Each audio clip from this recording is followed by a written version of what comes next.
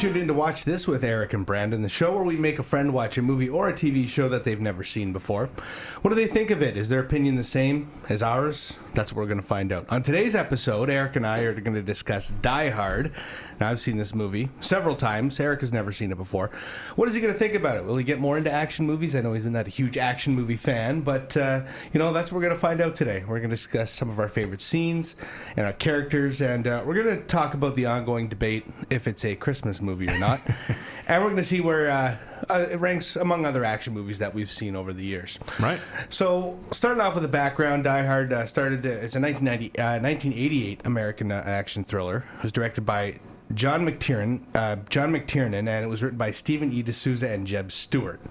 It was based on a book, Roderick Thorpe's 1979 novel, which is entitled Nothing Lasts Forever. I didn't know that it was based on a book. I didn't even realize that either. It seems like such a movie, that I don't understand. Who would have thought that a book would be written like that? Yeah.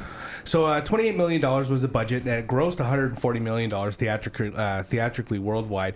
And that pretty much launched Bruce Willis into action stardom. Who's probably only known for moonlighting, really, at the time. That was the only thing. I like don't think he did anything else. Comedy TV show, basically.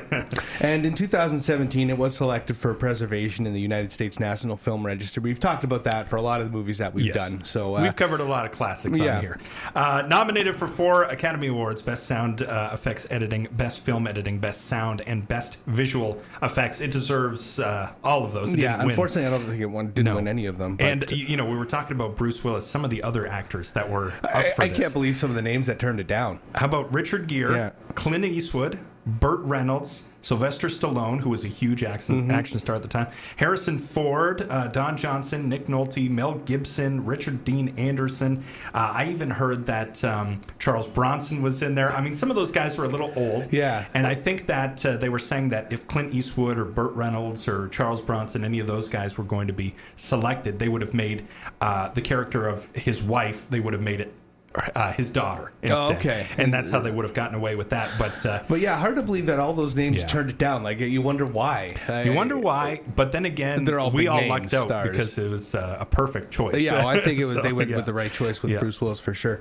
Rotten Tomatoes gave it an approval rating of 93%. That's based on 74 reviews and an average rating of 8.53 out of 10. So pretty good on Rotten Tomatoes. I mean, not a lot gets that high on the Rotten Tomatoes Usually, website. and they have to be absolutely classics, and everybody agrees that they're classics to have that high of a rating. And it really, there's a lot of things that we'll talk about a little bit later about this movie, but it established almost like a formula for action movies that would be used. Die Hard on a blank. It's like what they always say, right? Like what was Speed was Die Hard on a bus. On a bus, yeah. Passenger 57, Die Hard on a plane, right? And so Under Siege, Die Hard on a battleship. So it's kind of the one man against the world sort of thing, and that kind of became their, this trope that action movies went for the next 10 years. They went that way. I'm sure they still make them every now and then, but really influential. So let's get your reaction as a first-time viewer. I know you told me that you enjoyed it, so why don't you tell everybody else what you thought? This is one of those movies, and we've said this a million times. This is the whole point of the podcast, this is a movie that everybody has said to me, I can't believe you've gone this long without watching Die Hard. And you even owned the DVD. I owned the DVD knowing that we would be covering it at some point. True. I saw it on sale somewhere. And so, I hadn't watched it until just this past week. And actually, funnily enough, we watched it on the anniversary of it being released. Yeah, which we didn't even plan, but it just happened that way. Which is funny because I was on the radio that morning, and I played a clip from Die Hard. We talked about how it was, and I still forgot until after we watched it. Yeah. But so I watched it for the first time, and I, like you said in the opening, I haven't watched a lot of action movies, or not a lot of the action movies that action movie buffs really talk about. And but I really like them when they're well done, and I think this is a well done action movie, very well done. I mean, people talk about McTiernan being one of the great action directors of all time, and you could totally see why when you watch this. One thing I will say is it was a little predictable. Now, I hadn't seen the movie. I knew some things about it. I basically knew that Bruce Willis was John McClane. I knew that Alan Rickman was Hans Gruber. That's about it. Yeah. I knew it took place in a tower. And well, it's funny because you called out some of the things that actually happened in the movie before they happened. Like I said at one point, why doesn't he just throw a chair through the window? And then he, is he going to throw the body on the car? And then and so I was able to, there were some beats in there that I was like, I could anticipate, having not known what the story was going to be about or whatever. So, but that didn't take anything away from it. It didn't take anything you, right? away, and in fact, it just further emphasized the point that this is a total classic as far as action movies go, and the fact that it has this formula, but was the movie that all these other movies have taken from, inspiration from. And talking about that, I mean, there are a lot of action movie cliches in here. The man alone against one big group, the unlimited amount of bullets that they all seem to have, the police looking stupid at every turn. These are all things that I think a lot of movies have taken from it. So you can't really say they're cliches in Die Hard, because this is where they were sort of invented in a lot of ways, which is really cool. So one thing I want to say is the reason why I enjoyed this movie so much relative to some other action movies is Bruce Willis. Yeah. And it's because he absolutely nailed it. He is a regular guy. Sylvester Stallone is not a regular guy. No, he doesn't look, neither he doesn't have the look. None of those other actors that we named really do. No. Is not a normal guy. They're like cartoon characters. They are superheroes. Yeah. And Bruce Willis has thinning hair. He's he's in okay shape, but he's not like jacked like those other guys. Bound guy. Yeah. He's just a guy, and he makes dumb decisions like we would make. Exactly. He takes his shoes off and he's shoeless the whole movie, and and all this, and he's talking to himself like, oh, what a dumb decision, and he's kicking himself for stuff. And he does extraordinary things under crazy circumstances and everything, but he's a guy. Like he's just a guy. Yeah. And I think that's the best part of the whole thing, is that he's not this like superhero, like it made him relatable to everybody else, I guess. And I mean, the movie is called Die Hard, and he is beat to hell by the end of the movie. Oh yeah, he's covered. His white shirt's turned black. Exactly, and his feet are all cut up and everything. And but and it is called Die Hard. Like, it's hard to kill this guy, basically. But I do like that he's a relatable guy, and he's not this, like, superhero of an action star. And, that I think is refreshing, and I think that was one of the best things. Also, Hans Gruber has got to be one of the greatest movie villains of all time. He did an amazing job. Yes. Talk about things that other people have copied over the years in action movies, is the Hans Gruber, like, calm, character. Cool, and collective, kind of, but a terrible guy. Guy with an accent. Yeah. And, I mean, he absolutely nailed it. And playing in different sort of moods at different times. And, there's the ones where he's just, kind of calm and he's just talking to people. Then there's some where he's really being a leader and getting heated. Then there's the scene where he and Bruce Willis come face to face, and he's pretending that he's one of the guys at the office or whatever, and like he has to pull off all these things. He's a very diverse actor. Yeah. Yes, he's one of the greats. Too bad we lost him. I think in 2016, Alan Rickman passed away. Yeah. But really one of the great action movie villains, and one of the great villains, period. In fact, I saw a list. I wish I remembered what website it was on, but they ranked top 10 movie villains of all time. I think he placed third. I think there was only two. I think like Darth Vader and one other person were ahead of him. Yeah. And I could see why. He's certainly one of the great movie villains, and what an incredible performance from the late Alan Rickman. So anyway, I really liked it. I thought it was a well-done action movie. As I said, don't watch a ton of them, but I enjoyed this one quite a bit, and I got to say, it might even creep into some of my favorite movies from the 80s. Really? It might be up there now. Okay. So. But what about you? You've seen it a million times. Yeah, I've seen it a bunch of times, and I've always been a fan of action movies, and a lot of it had to do with that one because I watched it growing up when I was younger before I started watching a lot of action movies. Right. And it's true to its form. It's raw action. You got gunfights, blood, violence, all that stuff. It's got it all. And it was the first time that I'd ever really heard of Bruce Willis. I didn't know what the TV show Moonlighting was, and no one really knew that he'd turn into a huge action star after doing this. So, and part of the reason is because of what I said, how he was such a normal-looking dude. Yeah, he doesn't look like an action star, so people probably thought, who? Yeah. Wait, the guy from Moonlighting? Yeah. So, yeah. And I thought the script was good. The characters had... their motivations were pointed out in detail. Like Yes. they introduced a lot of it, and it had a lot of payoff. I think you've got Powell, who's the cop that Bruce Willis interacts with throughout the movie. Yeah. He talks about shooting a kid, and that's why he's never pulled out his gun again. Well, it paid off because he saved John and Holly at the end when Carl, I think his name was, comes out of the body bag and Powell pulls out his gun and shoots him. And I mentioned Holly, his marriage problems. His wife went by her maiden name. And that hides her identity from Hans Gruber, and then gives John more time to, plot and try to save everybody and all that. And I thought the dialogue between Powell and McClane was really good. The thing with action movies is that you really have to suspend belief for anything that happens. You mentioned the never-ending bullets and the jumping out of the helicopter or jumping off the side of the building and swinging in and all that stuff. It is over the top for sure, but that's what I love about the action genre, right? And overall, I thought it was a great action movie, and I will enjoy it again down the road.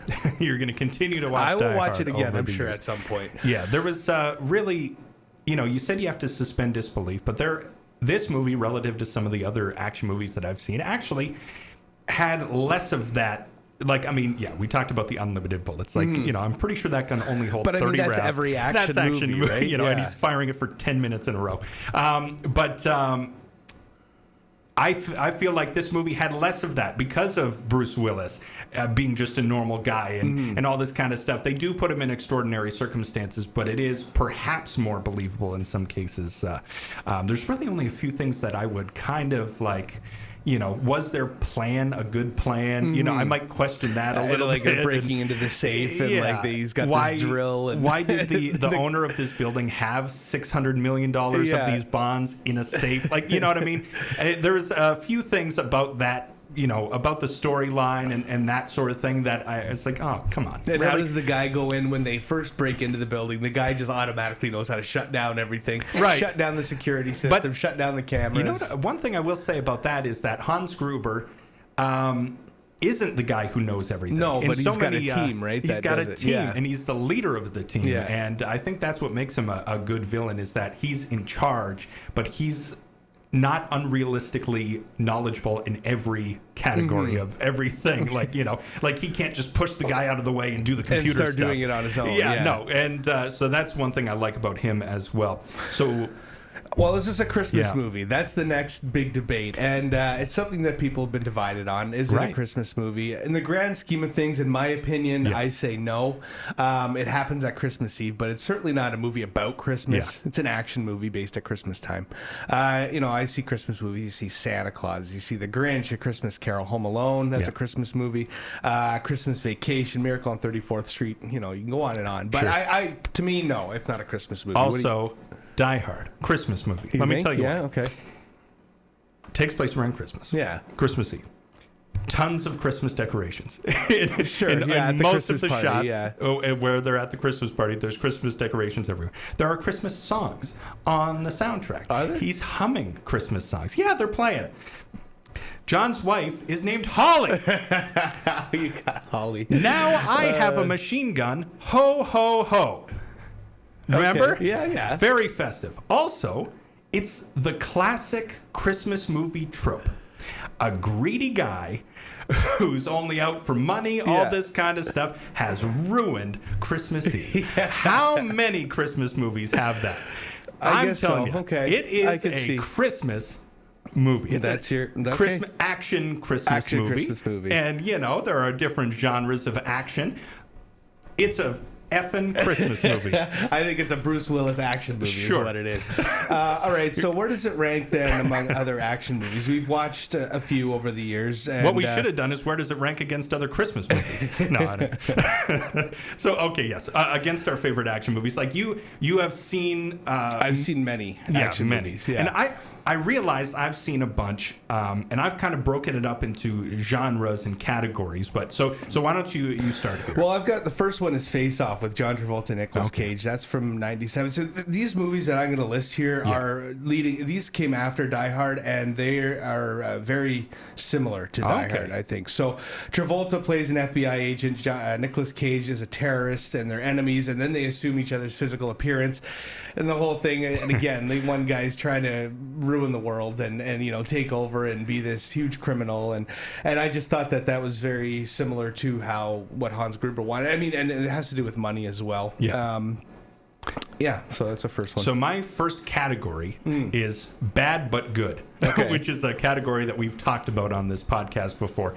Con Air and The Rock, which are both Nicolas Cage movies, are both action movies that I wouldn't call them good movies, but I enjoy them a lot. And The Rock, I mean, talk about being inspired by Die Hard. It's the man against the group, right? And, exactly. And also...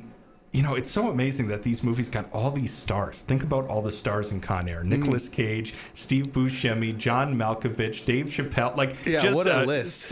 John Cusack, all these guys. The Rock, Nicolas Cage, Sean Connery, Ed Harris.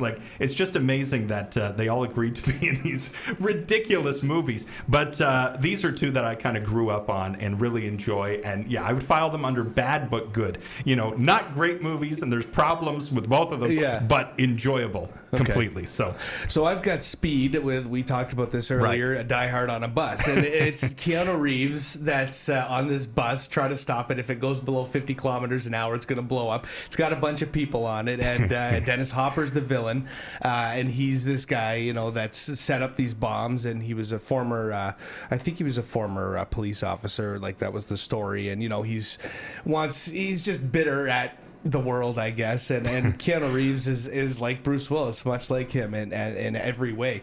He's not he's not really the cartoony kind of superhero action hero, right? And same as Bruce Willis. And that's my next one. So okay, my next category is classics. So I'm talking Bullet, 1968, I think. I'm talking The French Connection, which was 76 or 77. These two are classics.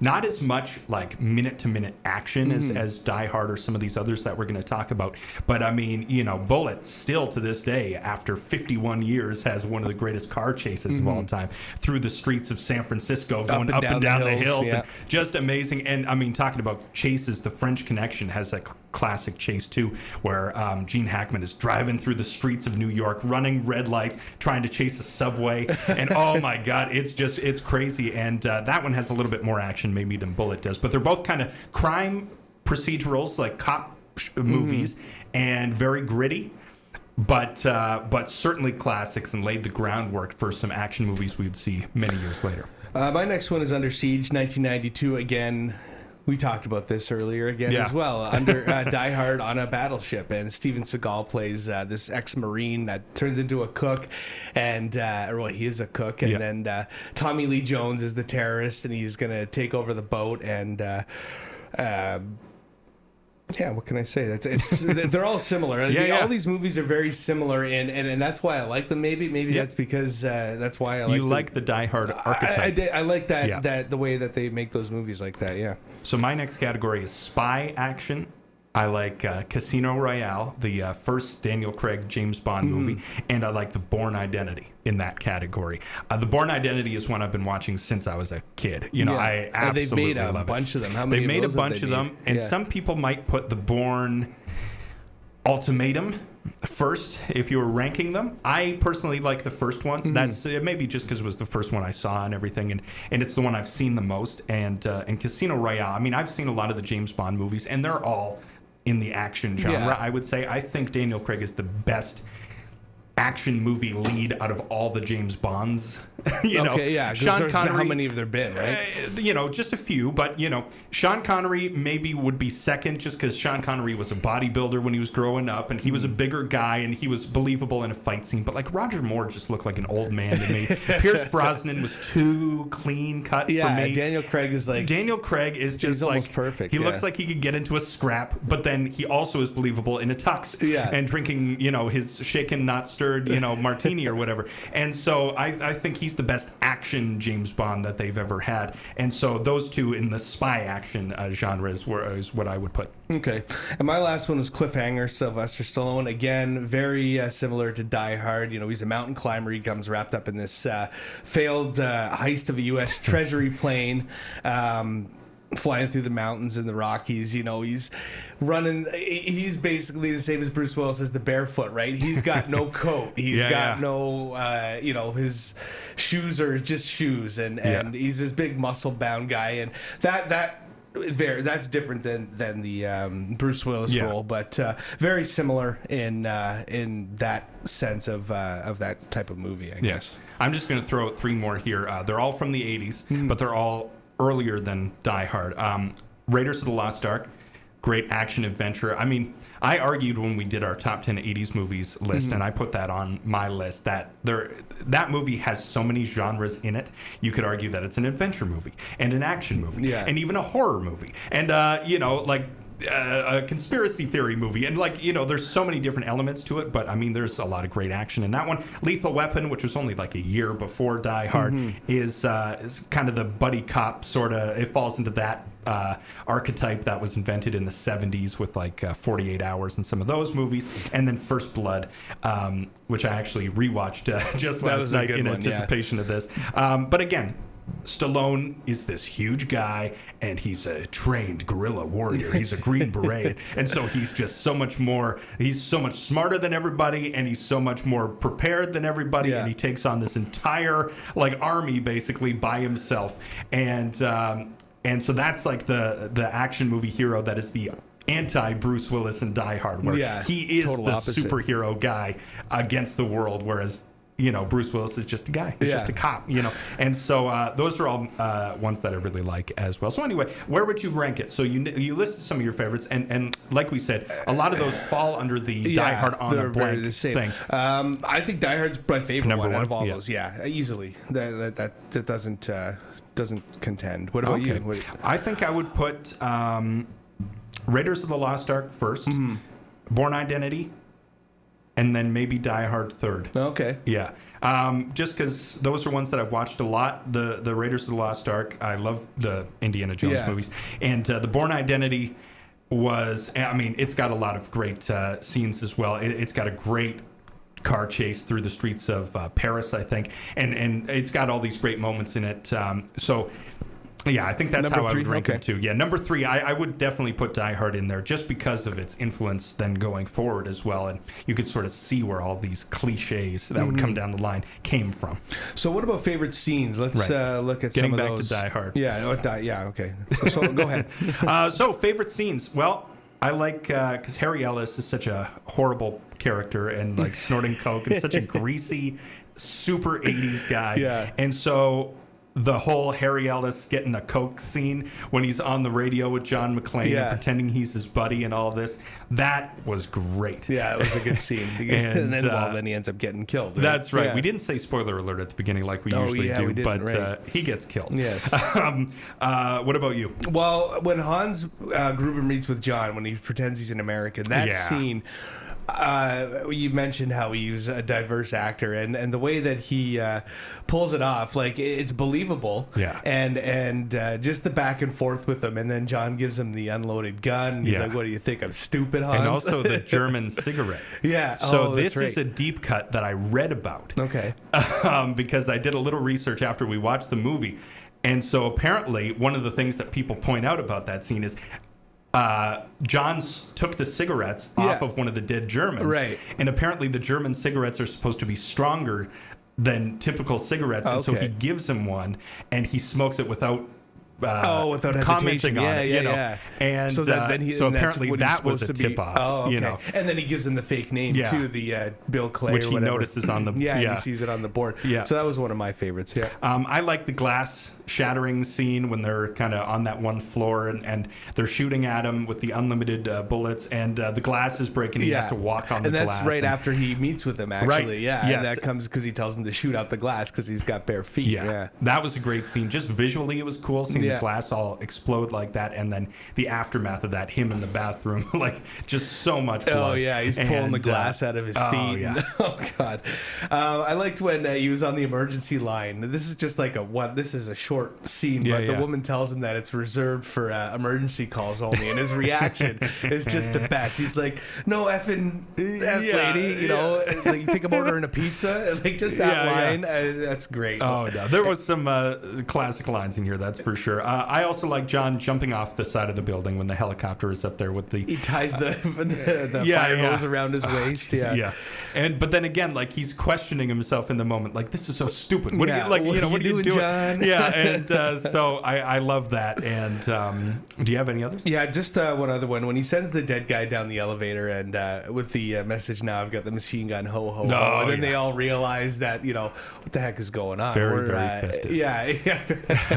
Christmas movie. So there were a couple other things I noticed, like talking about, doing the little behind the scenes research there or whatever. Apparently, when he jumps in the elevator shaft to that like vent, and he crawls in and lights the light or whatever, apparently the stuntman actually messed up there.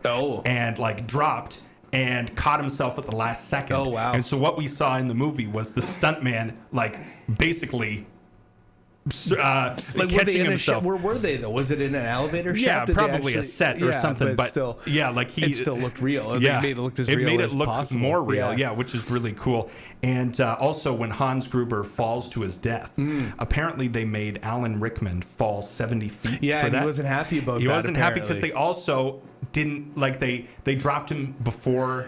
They surprised him. Yeah, he wasn't expecting it. Yeah. And so that's pretty amazing. But you got a very real reaction. Yeah, though. well, his face. Yeah, you can see it the way he drops, and that's crazy. So, so is that it? Favorite character? Okay, yeah. So favorite This one's characters. easy. Yeah, it's easy. John McClane and Hans Gruber.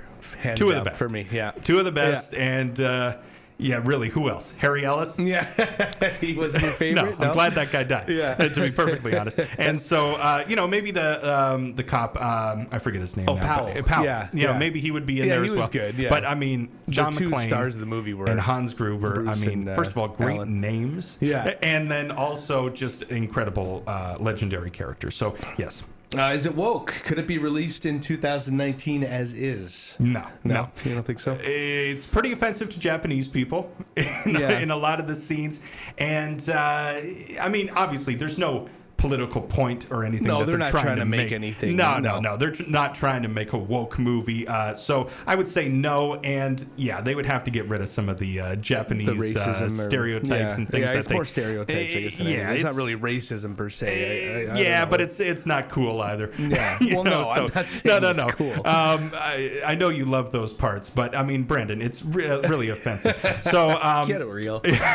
But anyway, so I would say no, it is not woke. No. And they weren't trying to be either. They were trying to make a fun action movie, and it was 1988, so they can, they weren't watching for that kind of stuff. All right, what's our next episode? Our next Your pick episode, next time. Changing gears a little bit, we're going back to the Summer of Love, 1967, and we're going to watch The Graduate, which is not a hippie movie at all. No. So I don't know why I said The Summer of Love, but it was 1967. It's kind of the opposite of a hippie movie, but it's an all-time classic, and I believe when you adjust for inflation, still one of the highest-grossing movies of all time. Really? Like maybe in the top 25. I mean, it was a genuine phenomenon that year, and it was a really great movie, very funny, and I think you're going to like this one. So next week it is The Graduate. All right, we look forward to it. Well, thank you, and for Eryk, I'm Brandon. Thanks to our producers, Eryk, Shelby, and Eryk. Yeah, I'm not a producer. Thanks to our producers, Lucas. Have you forgotten? No, I don't know. It's just been a Lucas, long day. Joe, and Shelby. Lucas, Joe, and Shelby. Thanks to our producers, Lucas, Joe, and Shelby. We'll see you next time. See ya.